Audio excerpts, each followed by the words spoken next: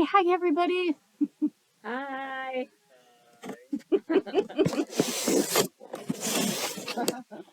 Thanks for being so excited about my speech. You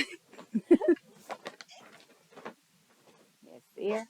Hi, Milo's Milo. going to get in there too. Are you going to help me with my speech? A lot of people are afraid to have their blood drawn. So I'd like to demonstrate how blood draws work to help calm fears.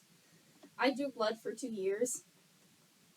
Explaining how blood draw works, I think, sometimes helps combat a little bit of those fears that people have.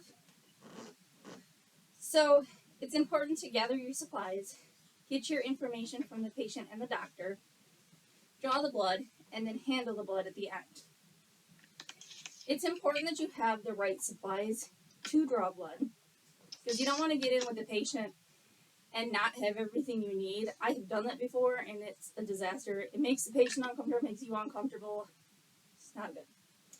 So first you're going to gather your supplies, which would start off by getting the rec from the doctor, which is a piece of paper that has the tests that the doctor wants to run.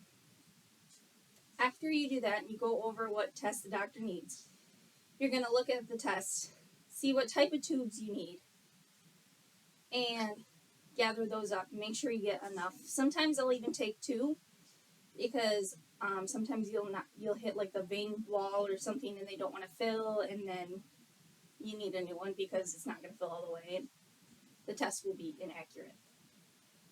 You're also going to need gloves, the needle and the cover, which is a little plastic piece that the tubes slide into, alcohol swabs, a tourniquet, and a Band-Aid. Once you've gathered what you need, you're going to confirm the patient's ID, which is normally when I go in the room. I'll have the tubes with their names and their IDs printed out on them. And while I'm setting everything up, getting everything ready, I look for areas here to make sure there's no bruise. And then if they're good, I kind of go over their medical history with them, make sure they don't have anything like hemophilia or clotting disorder, or they're not on anticoagulants, because then I need to make sure that I'm more gentle with their skin when I put the tourniquet on. And also it's important to make sure that they're not going to bleed really bad when I get done, because they need a little bit more pressure when you're on an anticoagulant. And then I just try to talk to the patient, make sure that they know that I'm comfortable. I want to make sure that they're comfortable. That's really important. When people aren't paying attention to what's going on so much, they tend to be a little bit more comfortable. So once the patient feels comfortable, I put on my gloves, feel for the vein, and then apply the tourniquet. And then I normally feel again and make sure everything's right. And then I take the alcohol swab, clean the skin in the area, take the needle and poke it. After I've inserted all the tubes in order, which is important because if you insert tubes in an incorrect order, you can actually mess up the, I don't know what you would call it, sorry. There's additives inside the tubes, and some tubes have anticoagulants in them to help the blood not coagulate and get thick. And then, like the first tube they use, the real big one, it's red on the top, that one has something in it that makes your blood thicken up.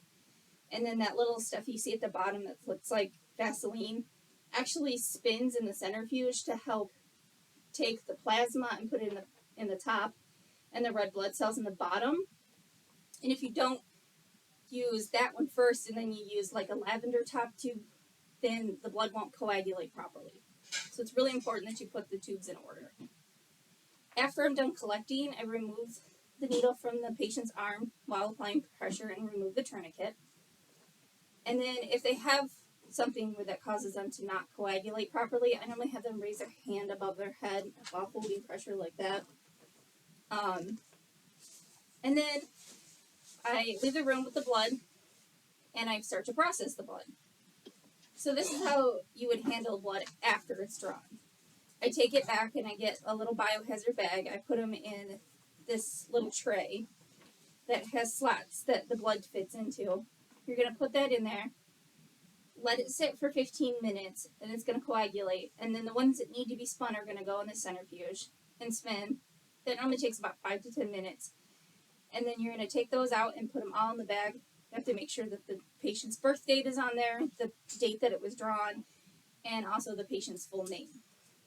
This way, you ensure the lab doesn't lose them and you have to redraw the blood because nobody wants to be poked more than once, even if they don't mind needles. In conclusion, it's really important to have your blood work done regularly because this can test for things that might be going on, and if you don't get it done, then you're going to have to deal with having to be poked a lot more because you might have complications to your medical problems. Having blood drawn can be scary, but it doesn't need to be. And I think it has to do a lot with the comfort of the person that is drawing your blood too. It's really important that you gather your materials, you get what you need to be tested for, actually do the blood draw, and handle the blood correctly so that you don't have to do this again. Fear can come from not understanding things. And anyone who may be scared of having their blood drawn, I hope this helps in the future. Thank you.